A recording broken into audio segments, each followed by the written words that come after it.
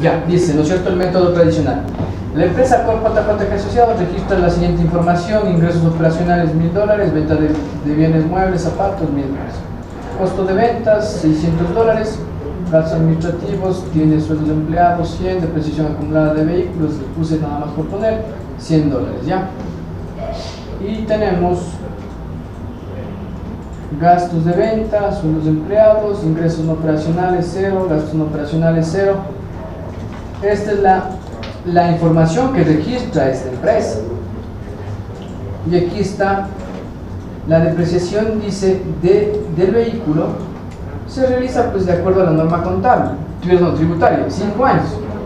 El vehículo tiene un valor en libros de $500, la depreciación acumulada de 100, valor en libros sería $400, ¿ya? Es decir, al 2024 es la información que registra esta empresa. Entonces dice, elabore su estado de resultados al 31 de diciembre del 2024. ¿Qué es lo que hace usted? Ingresos operacionales 1000, gastos administrativos, costos de venta 600, gastos administrativos 200, gastos de venta 100. Utilidad o pérdida operacional $100. No tiene ingresos operacionales y gastos no operacionales. Utilidad antes de participación de trabajadores e impuestos $100. Ahora, digamos que no tuvo empleados, entonces tiene 0. En su conciliación tributaria, usted ve que, usted siempre, como le dije, ¿no? Mire, cuando vamos a preparar nuestra conciliación tributaria, siempre partimos de la utilidad o pérdida antes de la participación laboral y los impuestos. Entonces, utilidad o pérdida. Yo cojo los $100 y sobre ese valor identifico si tengo diferencias permanentes y diferencias temporales. En este caso no tengo nada de eso. Al no tener nada de eso, mi utilidad grabada se vuelve la misma que mi utilidad contable, ¿sí? De $100. Y aquí yo calculo el impuesto causado es $25. Entonces usted coge y arrastra esos $25 al estado de resultados y le pone como utilidad, como impuesto a la renta del ejercicio. Y la utilidad neta es 75. Entonces el método tradicional, como usted se puede dar cuenta, no hizo nada del otro mundo. Lo único que hizo es calcular el impuesto, y ese mismo impuesto que le calculó le puso como impuesto a la renta del ejercicio, ¿ya? Entonces es el método tradicional. ¿Por qué? Porque usted está aplicando la normativa tributaria para hacer sus registros contables. Usted aquí está haciendo lo siguiente: usted está siempre aplicando la depreciación que le dice el fisco, que le dice el SRI, digamos a través de normas, ¿no es cierto? Lo que le dice, vehículos se deprecian a razón de 5 años, es decir, el 20% anual. Usted coge $100 anuales, le manda el gasto. Para evitarse problemas, usted hace eso, ¿ya? Usted dice, bueno, yo no quiero tener problemas con el SRI, yo le voy a coger y le voy a poner $100 mensuales, anuales de depreciación. Al final, no me voy a tener ningún tipo de diferencia en conciliación, por lo tanto, no hay nada más que hacer y mi impuesto es del $25 y eso lo registro en el estado de resultados. Es el método tradicional, ¿ya? Hay el método del resultado también, que me permite a mí, ¿no es cierto?, aplicar el reconocimiento del impuesto. Este método concilia las cuentas de resultado considerados para fines contables en relación a las mismas cuentas consideradas para fines impositivos. La misma información, lo mismo, solamente que aquí cambia lo siguiente respecto a los vehículos. Ahora usted dice, ¿sabes qué, Esteban? Yo tengo un vehículo, las mismas características, tiene el mismo costo de adquisición de $500, solamente que ahora mi vida útil es de 3 años. No voy a hacer lo que me dice el SDI o lo que me dice la normativa tributaria, porque mira, mi actividad económica hace que necesariamente cada 3 años tenga que cambiar de vehículo, o que dé de baja ese vehículo y tenga que comprar otro. ¿Por qué? Porque me dedico, por ejemplo, a alguna actividad económica que eso es lo que requiere, pues. Entonces, mi vida útil es de 3 años. Entonces, ¿yo qué es lo que hago? El valor del vehículo le divido para 3 años y ahí está mi depreciación anual.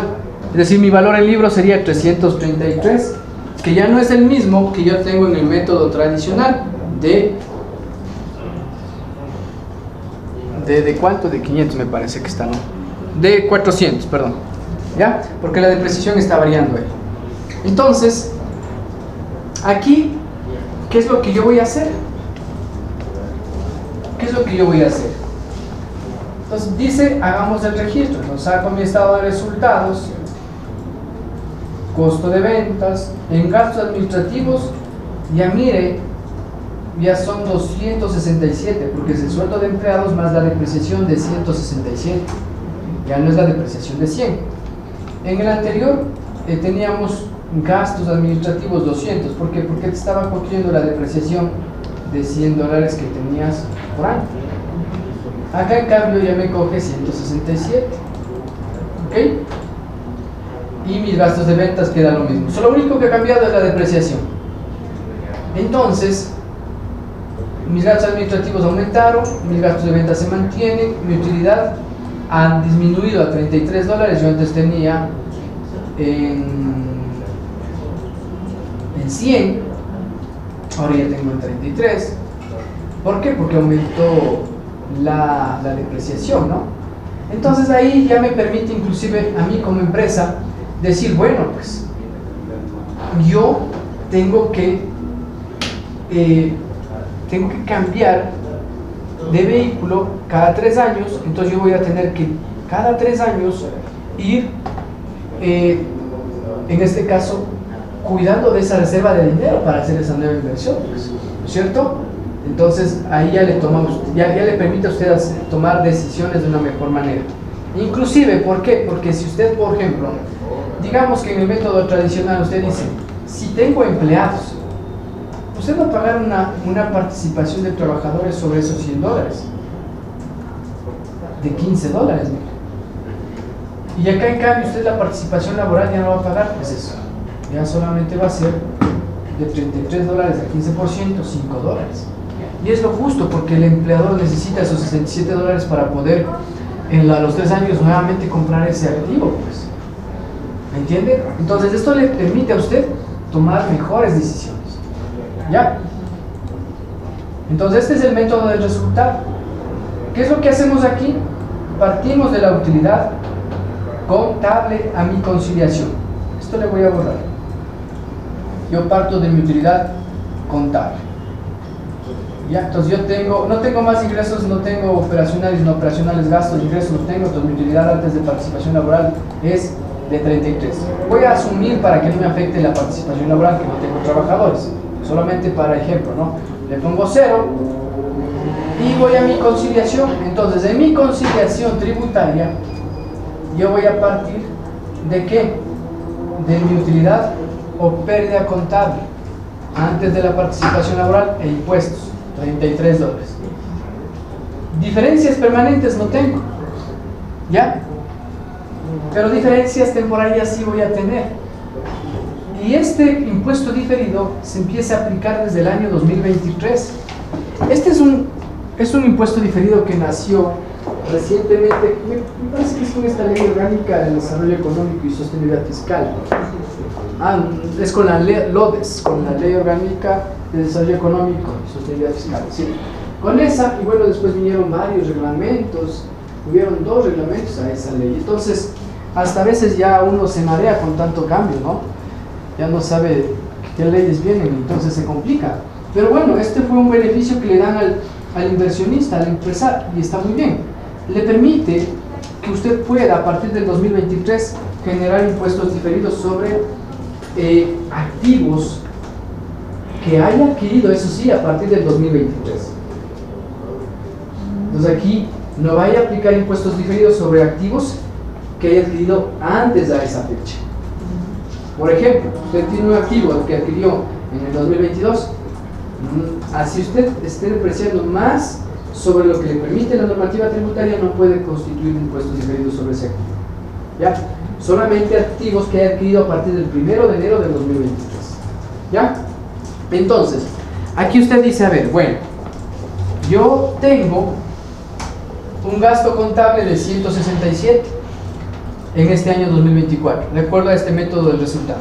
Mi gasto contable es 167, mi gasto tributario es 100. Es que, ¿de dónde sacas esto, Esteban? La depreciación que usted está contabilizando ahorita, ¿cuánto está contabilizando? 167, ¿cierto? Como menos para que me dé más.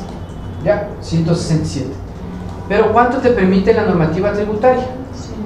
100. ¿Por qué? Porque tu activo está en 500 y la normativa tributaria te dice que máximo la depreciación es del 20% anual. Lo que quiere decir que sería máximo 100. O sea, no puedes pasarte de eso. O sea, lo que me permite la norma es 100. Entonces aquí ya tienes una diferencia entre el gasto contable y gasto tributario. ¿Ya? La diferencia va a ser ¿de cuánto? 67. Entonces, esa diferencia en conciliación tributaria viene a ser ¿qué? Aumentarme la base imponible. Porque si usted se da cuenta, acá en el método tradicional, usted paga el impuesto a la renta sobre los 100. ¿No es cierto? Acá debería pagar también sobre los 100. Entonces, este gasto que a nivel contable hace que me reste, hace que me reste o que me salga una menor utilidad contable, a nivel de conciliación hace que me aumente la utilidad tributaria. Entonces yo lo que hago es sumarle y ahí me va a dar una utilidad grabada de 100 y mi impuesto causado de $25. El impuesto causado siempre va a ser lo que le salga del formulario de casillero 850. Este de aquí, verán. Este de acá. Este. Siempre va a ser ese. Ese es el impuesto causado y este es el que debería de pagar al fisco. Sí, siempre y cuando no hayan retenciones o créditos tributarios de años anteriores. Pero ese va a ser el impuesto causado, corriente, del año. Entonces, ¿usted qué es lo que tiene que hacer? Tiene que hacer primero el registro del impuesto causado, ¿cierto? Bueno, antes de esto, usted tenía que haber realizado el reconocimiento del diferido. ¿Cómo lo hace? Una vez que hizo esto, usted identificó que había una diferencia de 67. La normativa contable me dice que yo voy a reconocer un impuesto diferido de acuerdo a la tasa que yo espero recuperar en el futuro, ¿no? Por ejemplo, si mi tasa de impuesto a la renta es del 25 y va a permanecer el 25%, yo le dejo o le calculo mi impuesto diferido en base a esa tasa, es decir, a razón del 25%. Ya, entonces yo cojo de aquí el 25% de los 67 y multiplico y me da un impuesto diferido de $17. Ese impuesto diferido de $17 yo tengo que registrarlo. Y aquí vienen ya asientos contables genéricos que ya los vamos a ver después. Sí, estos son asientos contables genéricos, ¿no? Este asiento nunca va a cambiar. Este asiento siempre va a ser cuando usted genere un activo por impuesto a la renta diferida. ¿Cómo se va a dar cuenta que es activo o pasivo? Ya le voy a mencionar eso, sino que ahorita como estamos hablando de los tres métodos, me estoy adelantando un poquito, pero ya después le voy a decir cómo son los asientos. Entonces usted dice, bueno, yo tengo que contabilizar un activo. Ya me di cuenta que es un activo, registro activo por impuesto a la renta diferido $17 contra cuenta de ingreso por impuesto a la renta diferido $17 a la vez. Ahora bien, en el método del resultado, entonces yo lo que hago ya es registrar aquí en mi impuesto a la renta, vamos a ponerle aquí, cambiémosle impuesto a las ganancias, pongámosle ya. Y si usted quiere, póngale también aquí impuesto a la renta del ejercicio.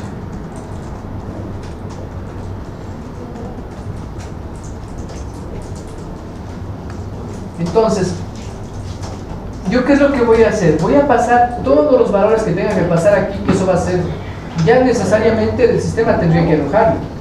O a su vez, si no hay sistema, pues usted tendría que coger del mayor, pues, los saldos, ¿no es cierto? Entonces usted cogería el gasto impuesto a la renta corriente. ¿De dónde va a sacar eso? Eso tiene que salir ya del mayor. Es decir, que de la conciliación tributaria usted tenía que haber también realizado este asiento contable. Pues, después de este asiento tendría que venir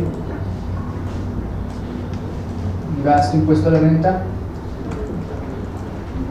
causado o también corriente, ¿no?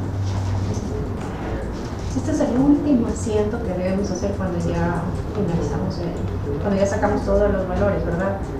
Este es el penúltimo. Son los penúltimos. Este es el penúltimo asiento. Porque después viene el asiento de los cierres, ¿no? Entonces viene por acá, ¿dónde está? Aquí está. 25 era, ¿no? ¿Contra qué? Claro, aquí usted puede tener lo siguiente, ¿no? Impuesto a la renta por pagar, y podría tener también aquí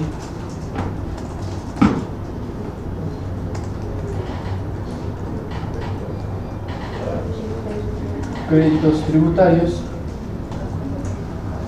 impuesto a la renta, ¿no es cierto?, años anteriores, y también los créditos tributarios, ¿cierto?, créditos tributarios, impuesto a la renta, año actual. Es decir, las retenciones, ¿no? También puede tener créditos tributarios por ISD, ¿no?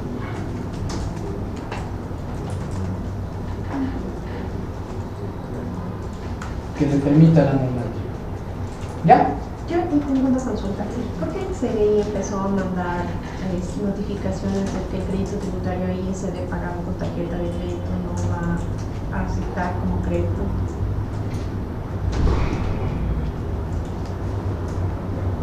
Lo que pasa es que no todos las retenciones ¿cómo es?, de ISD que le hacen generan crédito tributario. ¿Ya? Establece la normativa que tiene que estar en un listado de partidas arancelarias para poder tener derecho a crédito tributario. Entonces, para que la gente no se vaya a tomar eso. Entonces, mire, ahora bien, vamos a llevarlo esto al estado de resultados, pues. Entonces yo me vengo al estado de resultados y digo, tengo un asiento o tengo más bien en el mayor, sería el saldo, tengo un saldo de gasto impuesto a la renta corriente. Sí tengo. Entonces le paso con negativo, ¿no? Ojo de acá, ahí está, 25. ¿Y tengo gasto impuesto a la renta diferido? No tengo, pongo 0. ¿Tengo un ingreso por impuesto a la renta diferido? Sí tengo. ¿De cuánto tienes? 17. Ojo, no se me vayan a confundir. Muchos de los problemas también que yo he visto cuando he hecho auditorías tributarias, ahí yo aprendí bastante también, porque cuando uno se pone a hacer auditorías, o sea, la auditoría es la mejor escuela, porque ahí usted revisa empresas de industriales, comerciales, servicios y todo lo que venga. Entonces usted tiene que leer mucho y aparte puede revisar muchas conciliaciones. Entonces ahí uno como que aprende bastante y se desarrolla más. Pues entonces verá, ahí yo podría revisar que, por ejemplo, empresas grandes contabilizaban mal el tema del gasto y el ingreso por impuesto a renta diferido, y también afectándome al resultado, y también el tema de la presentación de los impuestos diferidos también lo hacían mal, y en conciliación inclusive registraban mal. En muchos de los casos estos $17 los registraban aquí en diferencias temporarias, aquí en estos casilleros, y aquí se registra la base, es decir, los $67. ¿Sí? Aquí se registra la base en estos casilleros, la base que genera esa diferencia. ¿Ya? No el impuesto diferido, sino la base. Entonces, aquí sí ya registro el ingreso por impuesto a la renta diferida. La suma de esto, como usted pudo ver, me dio 8, ya no me da 25, lo que quiere decir que si yo voy a analizar como financiero mi estado de resultados, para mí este 2024 me causó un impuesto a las ganancias, fue de $8. Y yo puedo darme cuenta que tengo un impuesto diferido de $17 por recuperar en el futuro. ¿Ya? Que debería estar en la cuenta de ¿qué? De activo por impuesto a la renta diferida.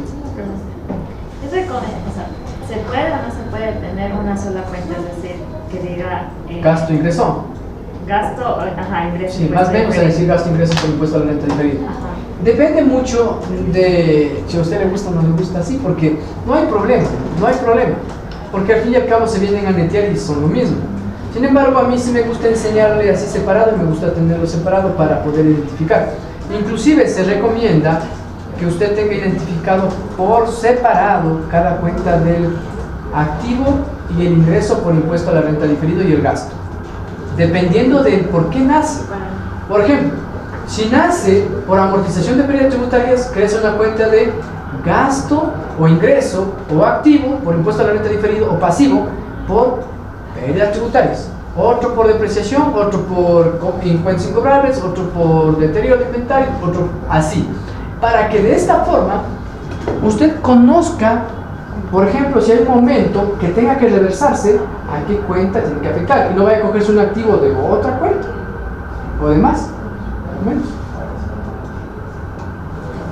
Se recomienda tener por separado. ¿Ya? Listo. Creo que es otra vez sí.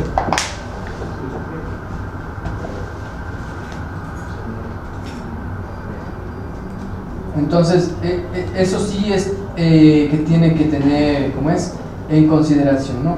Cuando vaya a aplicar el tema del reconocimiento de los diferidos, preferiblemente hacerlo en cuentas separadas. Así tiene usted mucho cuidado. Ahorita, por ejemplo, nosotros igual estamos revisando algunos casos, entonces hay cuentas, se les recomienda tener separados para tener distinción en cada uno de estos diferidos. Ya, entonces ahí mire, este es el método de resultado. Este método se lo aplicaba antes, sin embargo no es tan eficiente como el método del pasivo basado en el balance. ¿Ya? Este método del pasivo es el que ahorita nosotros lo estamos, digamos, aplicando. ¿Por qué? A ver, si bien es cierto, usted se ha de dar cuenta, y el 90% de los casos, aquí en Ecuador estamos con 14 numerales dentro de la normativa tributaria. Si usted revisa la ley de régimen tributario interno, bueno, ahí en la ley solo habla de impuestos diferidos, pero se va a revisar el artículo primero, después del el artículo primero numerado, después del artículo 28 del reglamento de la ley, y ahí le dice 14 numerales. Pero no necesariamente son 14 casos, ¿ya? Porque dentro de, por ejemplo, el numeral 5 pueden haber varios casos de provisiones, ¿ya? Pero tienen una semejanza. Pero el 99% de los casos se generan por un gasto. Usted se ha de dar cuenta que cuando ahorita hablábamos de la depreciación, que estaba en exceso, en gasto, sobre lo que la normativa tributaria me permitía. Entonces la mayor parte de los impuestos diferidos se generan por gastos. Por ejemplo, en el deterioro del inventario, yo reconozco un gasto por deterioro, ¿cierto? Que la normativa tributaria no me permite. En las cuentas incobrables, yo reconozco un mayor porcentaje de deterioro sobre lo que me permite la normativa tributaria, que es el 1%. Entonces, ¿ahí qué tenemos? Un gasto. En el revalúo, ahí, bueno, se va a generar también un gasto por la depreciación del revalúo. Entonces, casi todos vienen por el gasto. Entonces, por eso es que utilizaban el método de resultados.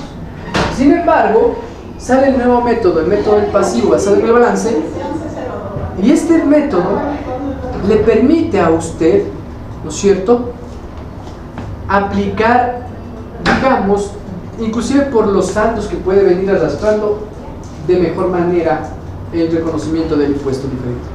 Este método concilia las cuentas de resultados consideradas para fines contables en relación a las mismas cuentas consideradas para fines tributarios. Sin embargo, aquí tenemos que tomar en cuenta algo, que como decimos método del pasivo basado en el balance, tiende a utilizar las cuentas del estado de situación financiera, más no la cuenta del estado de resultado, más no la cuenta del resultado, del gasto, sino que tome en cuenta la cuenta de del estado de situación financiera. Vamos con el mismo ejemplo del método de resultado, solamente que ahora voy a utilizar el método del pasivo basado en el balance. ¿Ya?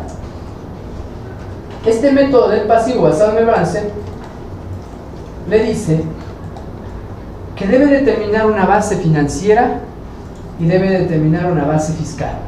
¿Han escuchado hablar de eso que dice compare la base financiera con la base fiscal y la diferencia le va a generar una diferencia temporaria, imponible o deducible? ¿Se ha escuchado? Ya.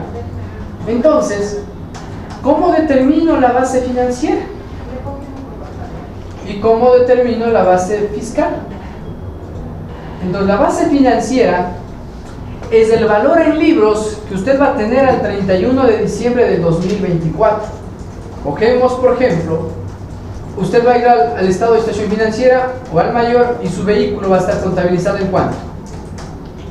En 500. Eso es el costo.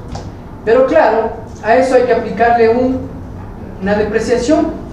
Usted le contabilizó en el año, entonces esto va a ser 167. Si tuviera deterioro de inventarios también aplicar, restando. Pero como no tiene, entonces esto se vuelve en 333. Es mi valor en libros, vendría a ser mi misma base financiera. ¿Ya? Ahora, mi base fiscal me dice, toma el valor en libros. ¿Qué valor tomo? ¿500 o 333? Exacto, 333. A esto, súmale los gastos deducibles en el futuro. ¿Cuál va a ser el valor del gasto deducible en el futuro? La depreciación en exceso. Exacto, la depreciación en exceso, los $67. Escojo 67. Y como usted no tiene ingresos grabados en el futuro sobre esta operación, entonces la base fiscal queda en 400. La base financiera en 333, la base fiscal 400, ahí ya se puede dar cuenta que hay una diferencia de $67. ¿Cómo yo me doy cuenta si aquí tengo que generar un activo o un pasivo por impuesto a la renta diferida? Usted puede aplicar esta técnica que está aquí, ¿ya? Que, como yo le dije, yo me he capacitado en varios cursos y he seguido cursos y he leído libros y sigo leyendo. Entonces esto lo tomé del curso una vez tomé un curso hace 2 o 3 años, me pareció interesante, por eso lo tomo. No es de mi autoría, pero también está en la norma contable. Esto lo tomé con este señor Luis Chávez, ¿ya? Entonces lo tomé de ahí, me parece interesante, pero de ahí la mayor parte de norma usted la puede encontrar en la misma normativa. Por ejemplo, esto que lo utilizamos todos, y esto por ejemplo está a disposición de todas las personas, es un cuadrito donde usted dice, esto lo utilizan todos, ¿no? Este método, porque esto inclusive le dice, la misma normativa le dice que coja, cualquiera de estas dos técnicas puede ocupar. Yo le enseño las dos para que usted defina la que mejor le guste, ¿no es cierto? La primera, ¿qué me dice?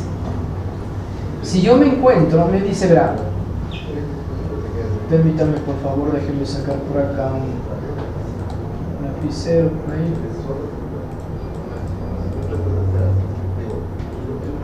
Entonces dice, verá, yo he cogido cursos hasta de impuestos y periodos hasta en Perú, entonces por eso es que tengo material, y bueno, en base a eso pues se ha elaborado también nosotros el material aplicándolo acá.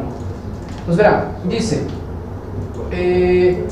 para las cuentas del activo, ahorita que estoy yo revisando, ¿una cuenta del activo o una cuenta del pasivo? Del activo, porque estoy revisando la cuenta del vehículo.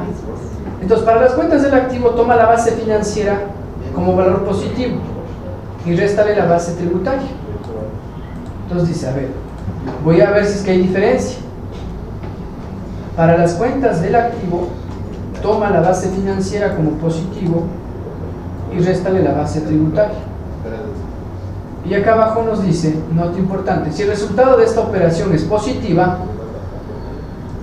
se genera una diferencia temporaria imponible, es decir, un pasivo por impuesto a la renta diferida. Si la diferencia es negativa, se genera una diferencia temporaria deducible, es decir, un activo por impuesto a la renta diferida. Entonces aquí se genera un activo, es decir, multiplicar este valor por el 25% y ahí está mi activo. O a su vez, utiliza esta, donde te dice, ¿cierto? Donde lo que nos dice aquí, en cambio, es identifica la base financiera de, ¿qué estás viendo? Activo. O sea, puedes estar entre estos dos, ¿no? Entre esta fila 1 o fila 2. Activo. ¿Cuánto tienes en activo? 333 tu base financiera. ¿Es menor o mayor que la base fiscal? Menor. Entonces, activo menor a la base fiscal me da una diferencia temporaria deducible, activo por impuesto a la renta diferida. Cualquiera de las dos es válida. Cualquiera de las dos está en la normativa contable. ¿Listo? Sin embargo, como les digo, esto me lo he traído acá y esto ya me lo traje ya haciendo yo mismo. Pero esto lo hacen todos, porque esto está en todo lado. Entonces, aquí lo importante es saber cómo explicarle esto a las personas para que pueda, digamos, comprender este tema, ¿no? Porque en muchos de los temas, aquí, por ejemplo, es muy complicado sacar esta base fiscal. Esto, por ejemplo, me parece interesante. Hay uno de estos libros de este señor William Charco, que donde dice domina los impuestos diferidos. Este es muy buen libro, ese les recomiendo. Si van a comprar, cómprense en ese libro para que sigan comprendiendo. Hay algunas cosas que yo les he tomado de ahí también que me parecen interesantes. Sin embargo, es muy bueno. ¿Listo? Entonces, acá tengo, mire, uno de él, tengo otro de Luis Sánchez también, pero bueno, entre los dos yo creo que me quedaría con el de William Charco. O sea, me gusta más la forma de explicarlo. Entonces, es eso, ¿no? Es eso, amigos. Entonces, mire, ahí usted puede ver cuál es su base financiera y su base fiscal. Usted identifica su base o cuál de los métodos quiere ocupar, saca la diferencia y ahí tiene su activo o pasivo por impuesto a la renta diferida. Y listo. Y con eso ya registra pues su activo, ¿no? Registraría activo contra ingreso, que eso también ya viene siendo por, digamos, en este caso ya vendrían siendo ya un asiento genérico. Estos sí son asientos genéricos que ya le voy a indicar, que eso sí ya no van a cambiar, siempre van a ser así como les voy a indicar, eso ya no va a variar, entonces no hay a dónde, digamos, pensarlo, ¿no? Entonces, eso. Hasta ahí, por favor, ¿alguna pregunta? ¿Está claro? ¿Sí?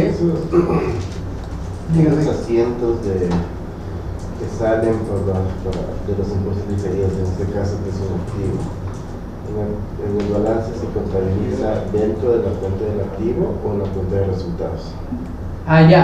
Ya ahorita justo voy a ese tema, porque sí, ahorita voy justo a ese tema, ¿no?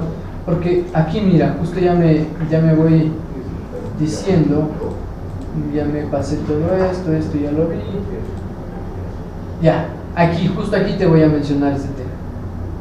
Ya, porque aquí existe confusión también en esta parte cuando decimos, a ver, bueno, ya voy a contabilizar, me dices que los asientos contables, ¿dónde están los asientos genéricos? Todavía no los vemos. Acá. 47.